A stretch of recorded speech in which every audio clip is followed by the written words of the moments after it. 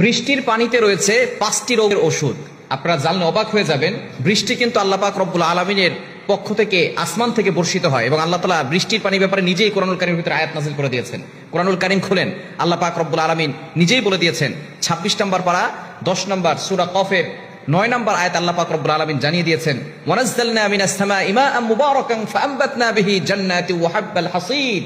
আল্লাহ পাক রব্বুল আলামিন বলছেন, আসমান থেকে আমি বরকতময় পানি বর্ষণ করি তোমাদের উপর এবং সেখান থেকেই দুনিয়াতে উৎপাদিত হয় বাগান, বিভিন্ন শস্যাদি উৎপাদিত হয় দুনিয়ার জমিনে।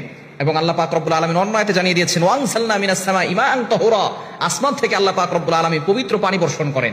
এই বৃষ্টির পানির ভিতরে কিন্তু অনেক উপকার রয়েছে, এটা আমরা অনেকেই জানি না। বৃষ্টির পানি 1 নাম্বার, যখন কোনো ব্যক্তি এটাকে আবার পরিষ্কার পরিচ্ছন্ন করে ভালো করে ছেঁকে তারপরে খেতে হবে।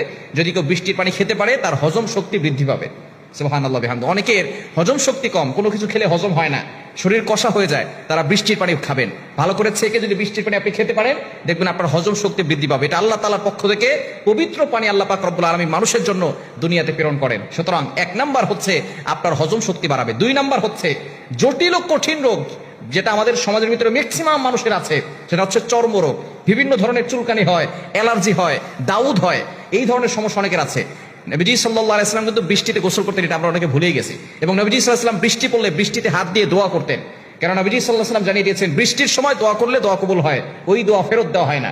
নবীজি সাল্লাল্লাহু আলাইহি ওয়াসাল্লামের হারিয়ে যাওয়া সুন্নত মাঝে মধ্যে বাস্তবায়ন করবেন, বৃষ্টির পানিতে গোসল করবেন।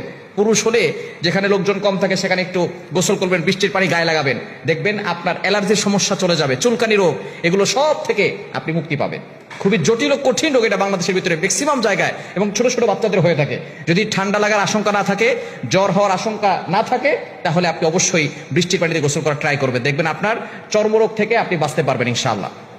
3 নাম্বার হচ্ছে বিভিন্ন ধরনের ত্বকের সমস্যা হয় আমাদের এবং চুল পড়ে যাওয়ার সমস্যা হয়।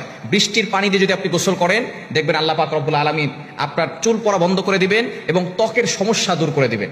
এই জন্য বৃষ্টির পানিতে মাঝে মধ্যে গোসল করবেন এবং বৃষ্টির পানি সংরক্ষণ করে ভালো করে ছেঁকে তারপরে ওই পানিগুলো খাওয়ার চেষ্টা করবেন। 4 নাম্বার হচ্ছে ক্যান্সারের যে কোষগুলো আছে এগুলো বৃষ্টির পানি নষ্ট করে দেয়। বৃষ্টির পানি যারা খায় তাদের ক্যান্সারের যে বড় রোগ তার কোষগুলো বৃষ্টির পানি নষ্ট করে দেয়। এবং 5 নাম্বার সবচেয়ে গুরুত্বপূর্ণ, সেটা হচ্ছে রোগ প্রতিরোধ ক্ষমতা বাড়ায়। আমাদের সমাজের ম্যাক্সিমাম মানুষের রোগ প্রতিরোধ ক্ষমতা কম। আমরা বিভিন্ন ধরনের মৌসুমী যে ফলগুলো আছে এই ফলগুলো খেতে চাই না।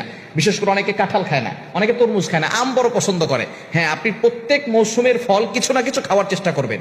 একটা তরমুজও হলে আপনি খাবেন। যখন ফলের মৌসুম আসে তরমুজের একটা ফল হলেও আপনি খাওয়ার চেষ্টা করবেন।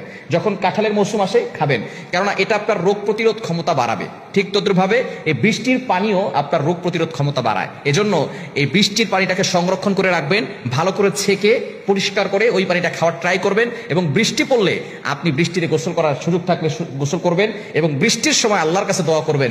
বৃষ্টির সময় দোয়া করলে আল্লাহ তাআলা এই দোয়াটা ফেরত দেন না। যারা বৃষ্টির সময় দোয়া করে তারা অনেকেই কিন্তু ফল পেয়েছে।